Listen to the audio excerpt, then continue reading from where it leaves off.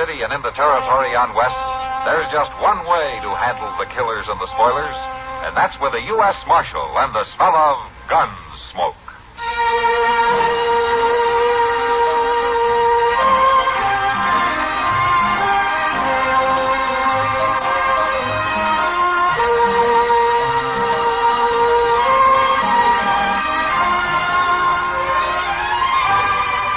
Gunsmoke, starring William Conrad, the story of the violence that moved west with young America, and the story of a man who moved with it. I'm that man, Matt Dillon, United States Marshal.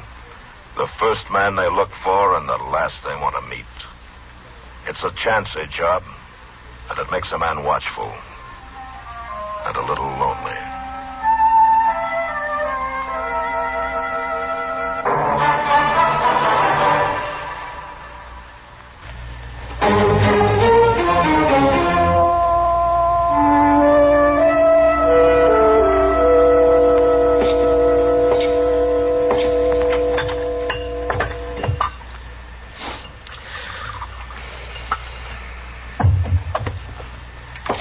Doc, how could you get sweet-talked into a spot like this? I just can't understand it. No, I think you've got it all wrong, Mr. Dillon. It's kindly an honor. And I'm just proud to know, Doc. Oh, now, don't listen to him, Chester. Just hold up that looking glass while I try this thing on.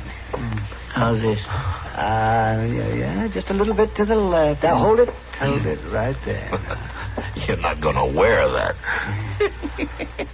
My goodness. Now, what's the matter with you? You two are pretty smug, aren't you? Well, now, Doc, Anyone with an ounce of brains knows that an umpire wears a stovepipe hat. Well, yes, but that's Arthur Meeker's undertaking hat. And it happens to be the only one in town. Looks like to me that Meeker's trying to promote a funeral. Wait, let me look at this again. Yes, you're right, yes. I hate to admit it, but it does look kind of silly. Well, we've won 1 point anyway. Yes. Chester. Yeah, Doc? Maybe you'd step next door to the depot and see if anything came for me on the evening stage. Well, sure. What was you expecting? Well, I sent back to the Brooklyn Eagle for a copy of Chadwick's Rules. Rules? Why, you got the boys' book of games. The rules all in there. Chester? Yes, sir? Don't argue with the umpire. Oh, sure. But anybody knows the rules. How he expects to be an umpire if he don't know the rules?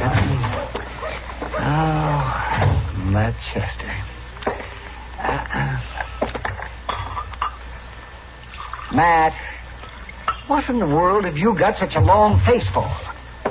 You're not really expecting trouble. Yes, I am, Doc. But why? I just can't seem to get it through your head that baseball isn't the same game you keep talking about. It's changed. Well, the rules maybe have changed, but it's still a gentleman's game. Why, back east, the Saturdays I spent watching the Knickerbockers and the Mutuals. But those were businessmen, Doc, playing for a keg of beer and a little exercise.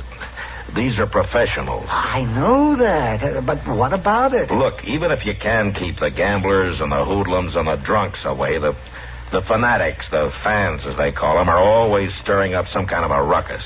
And if none of them cause trouble, the chances are the teams themselves will start a free-for-all. Well, I'll admit we do have a few hotheads in town who might carry their loyalty a little too far, but I don't think... Oh, hello, Mr. Lindstrom. Hello, Marshal. Hey, Doc, why ain't you over there? Over where? At the Long Branch.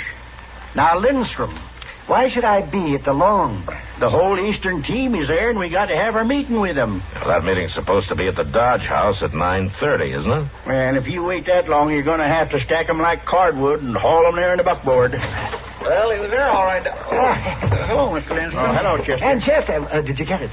Agent says it's been there for 2 days, and what you want... Never mind that. Just give it to me, please. Well, I was just telling you what the agent said. Lindstrom, you meet me at the Dodge House in 20 minutes. Where you going, Doc?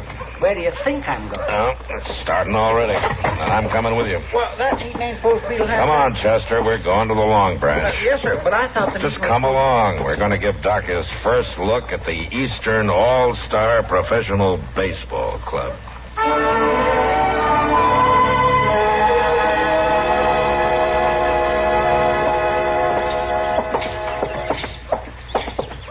I I know he's supposed to be the manager and all, but Mr. Lindstrom sure is taking this game serious. Well, anything he does, he takes serious. Yeah, but he's going out of his way. Oh, what's he done now?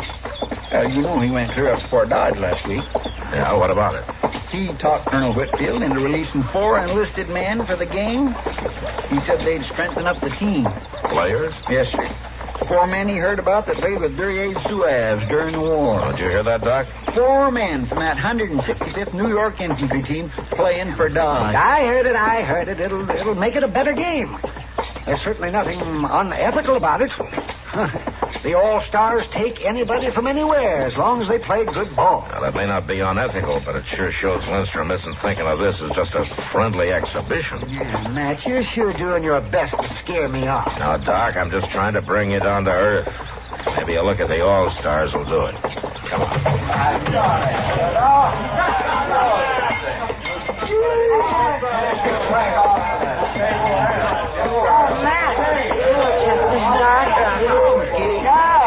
Matt, if you hadn't walked in that door when you did, I was just going to send for you. You mean the Eastern All-Stars? You can call them that if you want. I've already thought of 100 better names for them. Yeah, they're pretty loud, Kitty, but they're not armed, and they're not fighting. Oh, I know. Like their manager says, they're just playful. Well, if it gets any worse, I'll stop him. But I brought Doc over to take a close look at the gentleman athletes he's going to be umpiring tomorrow. How about finding us a table, huh? Oh, sure.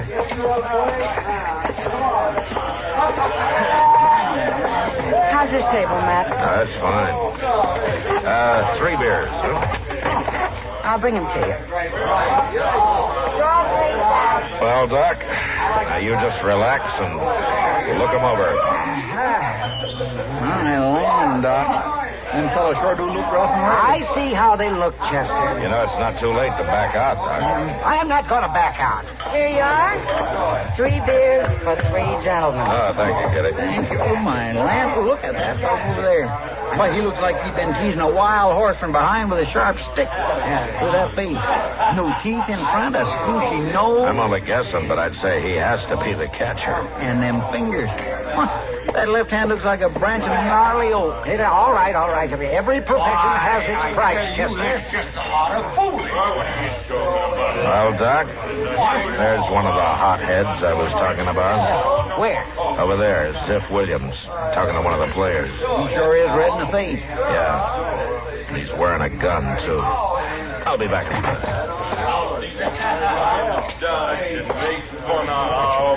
Now, look here, I wasn't making fun of your boys. I wonder if you dance as good as you talk. Well, you take off your gun and we'll see who does the dancing. Why, All right, that's enough, Ziff. You the manager of these players? That's right. Manager and pitcher. What's your name? Asa Granville. All right, tell me, Granville, what did you do to get this man so riled up? Well, nothing. He wanted to bet on the game, and when I offered him fair odds, he got mad. Is that right, Williams? There wasn't no bet. There was a brag about how good the All-Stars are. Marshal, he wanted to bet on Dodge to win. And I laughed because I'd be stealing his money. Yeah? And then what? Well, to give him a fair shake, I offered to bet even money that we'd score at least 100. Williams, I think this man was saving you from making a fool of yourself. Nobody in town except you and Lindstrom really thinks Dodge has a chance to beat the All-Stars. That's all you know about it, Marshal. I got faith in our boys, even if the rest you ain't. Well, I can't stop you from having an opinion, Williams. But I'm going to tell you one thing. If you plan to be at that game tomorrow, you better check your gun at my office till it's over. Now, you better get on home. Marshal. Well, thank you, Marshal. I've done a lot of arguing in my time, but I'll never against a gun. Well, I've done you a favor. Now I want you to do me one. What is it, Marshal? You seem to be the only sober one of your crowd, so see how fast and how quiet you can get your boys out of here and over to their rooms at the Dodge House. I guess they were getting a little loud, weren't they? Yeah. They should be getting to bed anyway. And when you get them put away, just remember that you still got a meeting in the lobby at the hotel. I'll be there as soon as I can. Okay. All right, boys, come on. Come on.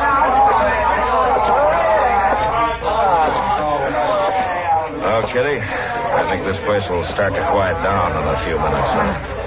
Thanks, Matt. Chester. Yes, sir? You stay in case Kitty needs you. I'm going to escort Doc here over to the Dodge House. Oh, well, thank you. Well, come on, umpire.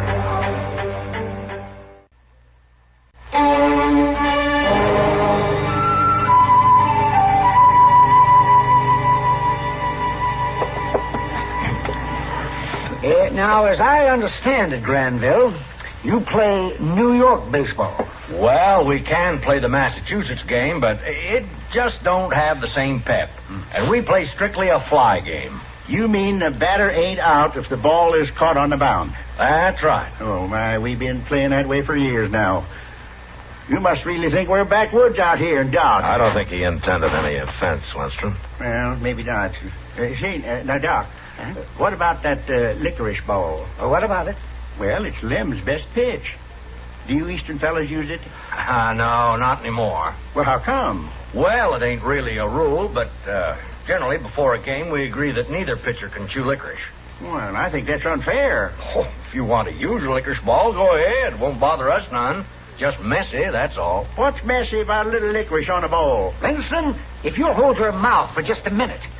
There are some other things that should be settled first, and we'll get to them. But first of all, the game will be 9 hands. Innings.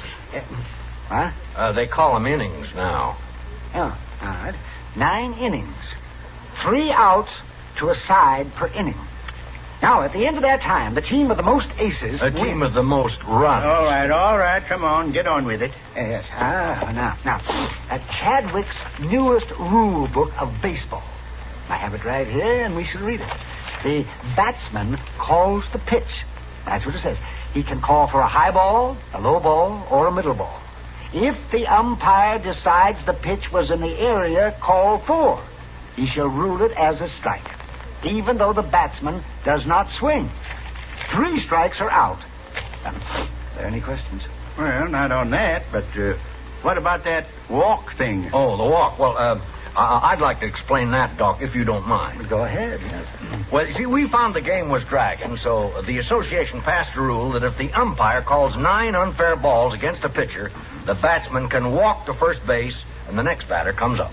Oh, my, that sounds awful tough on the pitcher. Oh, they're even talking about cutting it down to 8 balls next year. Excuse me just a minute, Jim. But Chester, don't just stand there in the door wiggling your fingers. If you want to see Matt, come on in. Well, I'm sorry, Doc. I'll come out there, Chester. You go right ahead. Yeah, well, thank you, Matt. Yes, sir. Now, let me see. We will continue reading here. The pitcher shall release the ball no closer than 45 feet from home plate. His feet shall be together at the time of the pitch. The elbow shall be stiff, and the pitching hand shall not rise above the belt. Are there any questions? Yeah, Doc, I got a few questions, and they're all for Mr. Granville. Well, go ahead. Do you or your players ever bet on the games you play? Why, of course we do. Do your players ever bet against themselves? What are you getting at, Marshal? Just answer my question. Well, we do not.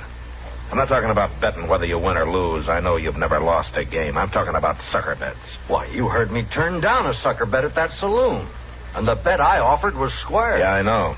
You offered to bet you'd score more than 100 runs, and you said it good and loud in front of everybody. And made you look real honest. So after you left, your ringers could move in and clean the town. I swear, Marshal, I don't know what you're talking about. Chester, I want you to tell everybody here what you just told me. Well, there's 2 gamblers over at the Long Ranch right now, strangers in town, and they're taking all comers. The gamblers is giving good odds that the All-Stars won't score more than 50 runs. Just about everybody in Dodge is betting they will. Well, I sure don't know who the gamblers are, but they ain't very smart. Unless maybe they know something that I don't. Like what? If you and your boys are as good as you're supposed to be, you're the only ones who can make sure that you didn't score more than 50 runs. And it could just be that those gamblers are betting with your money. Well, I'm not going to answer that, Marshal. But if you want to get rich fast, sell everything you got and take the bet they're offering. That's the last thing I'd do.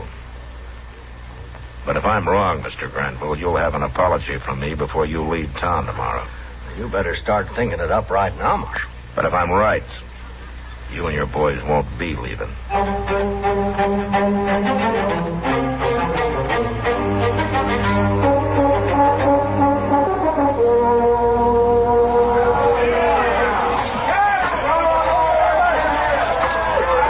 Chester? By Jing, Mr. Dillon, I'm glad you're here. How's the game going? See there? Pretty bad. Them all-stars just ain't no good at all. In the 3 innings they've batted, Lem struck out 7 of them. They ain't got a single run. How many runs for Dodge? 4, but we sure didn't deserve them, and we're going to get more. There ain't nobody out, and that Granville ain't pitching the ball nowheres near Willie Lynch. Ball 8. I had to wait for an answer from St. Louis, or I'd have been here sooner. Did you find out anything about them gamblers? Yeah, plenty. Have you got them spotted? Yes, I have. Right on the edge of the crowd over there by first base, see? Yeah, I see them. Let's watch this a minute. Ball 9. Take your pace. See there? He walked Willie on purpose. Yeah, who's this coming up? It's one of them players I was telling you about that Menson got from Fort Dodge. I don't know his name. Tell me something, Chester. What? Don't these all-stars look to you like maybe they're scared? Well, they sure look kindly nervous. Now, that's the first real hit we've had. Yeah, that's a good one, all right. At least 2 bases. That should score Willie easy. Willie's stopping at third. Yeah, he can't make it home if he doesn't keep moving. Well, why would he stop? I don't know. Looks like the third baseman's talking to him. Well, now, if that don't beat all, look. Now he's coming on again. Look at that boy run!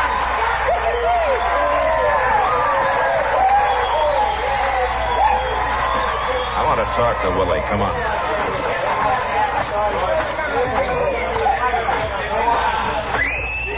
That was a good play, Willie. Yeah. Oh, hello, Marshal. You always stop and talk to the baseman? Look, Willie, there's something strange about the way this game is going. I want you to tell me what it is.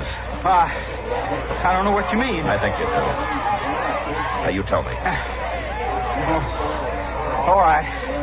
I promised I wouldn't, but, well, them all-star boys is really scared. Afraid they'll get shot. What? That's what the third baseman was telling me. There's 2 rifles pointed right at him from the loft of Wolford Speed Store, right through that open window. Oh, yeah. Now it figures. They have a clean shot at every all-star player on the field. And any man that plays too good is as good as dead. Okay, Willie, thanks. What are you going to do, Mr. Dillon? Go after the 2 men in the loft? Mr. Dillon, you can't go up them outside stairs. You'd be walking right into rifle fire. There's a ladder to the loft inside the store, Chester. I think I can surprise them. Oh, and in the meantime, you keep an eye on those 2 gamblers. And, Willie... Yeah, Marshal? You get back to the other players like nothing happened, huh?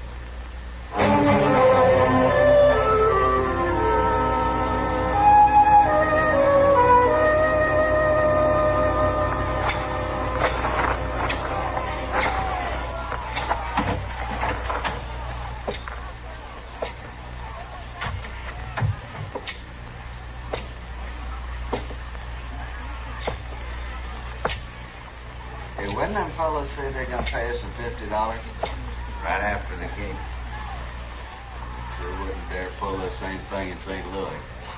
Of course not. You don't think them fellas are doing this just for the money they can pick up here in Dodge? They ain't. Mostly they want them all-stars to look bad here, so when the St. Louis fans read about it, they'll think their team has a chance. Then these fellas will be able to bet big on the all-stars and really clean up. That's what I call Drop your guns. I said drop them. Marshal, you ain't gonna... Marshal, I threw my gun down. Now, don't shoot me, Marshal. Stay away from that door. I'm not gonna do it. All right, hold it right there. All right, Mr. Dillon. Let him come on down them stairs. I got lots of help. Yeah, you sure have. Looks like you drafted an army. No, sir. These are all volunteers. They seen you leave and knew what was up. So they just kept playing till they heard the shots, then we come a-running. Let him come down, Marshal. We'll take care of him. All right, how about it, you? You want to try your luck against 18 men with baseball bats? No, I ain't running. You got to protect me, Marshal. Send him down, Marshal. Don't think I wouldn't like to. But most of you came here to see a real game of baseball played by men who make their living at it. Now, those two gamblers there and this hired gun and a dead one up here in the loft had a different idea. Don't you worry about the gamblers, Marshal. My boys have them. Good. Well, there's still time to start over and play a full game before dark, and I think you should get going. Any bets you made with these fellas won't hold. Now, how about it? All right, Doc.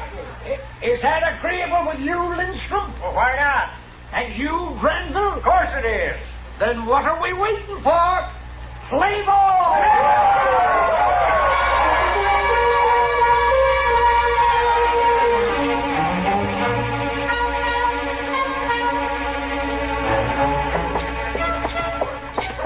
I sure am anxious to find out how poor old Doc's feeling this morning. Yeah, so am I. He looked pretty worn out by the time he was sober.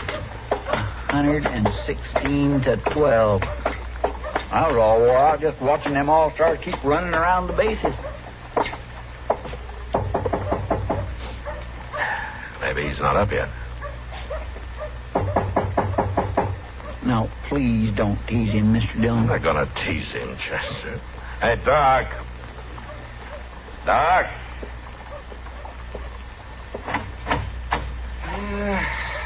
What do you want? Good morning, Doc. We just want to make sure you's all right, Doc.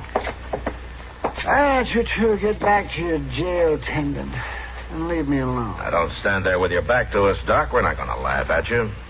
Does it hurt much? Here, let's get that shade up and get some light in here. There we go. All right, now take the towel away.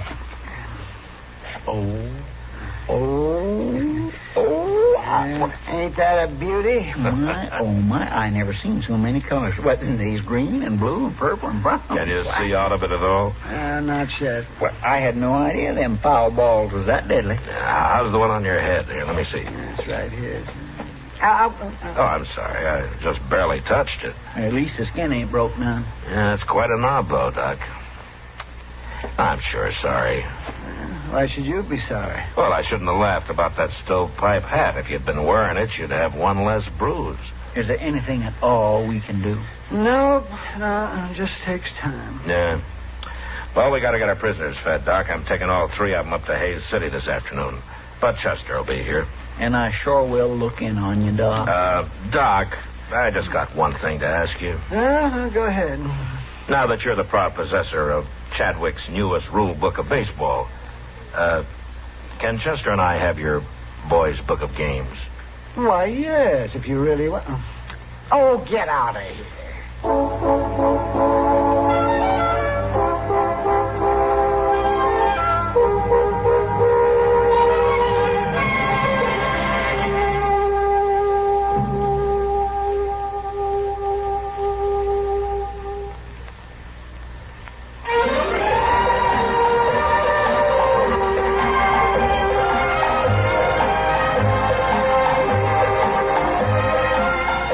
Gunsmoke, produced and directed in Hollywood by Norman Macdonald, stars William Conrad as Matt Dillon, U.S. Marshal.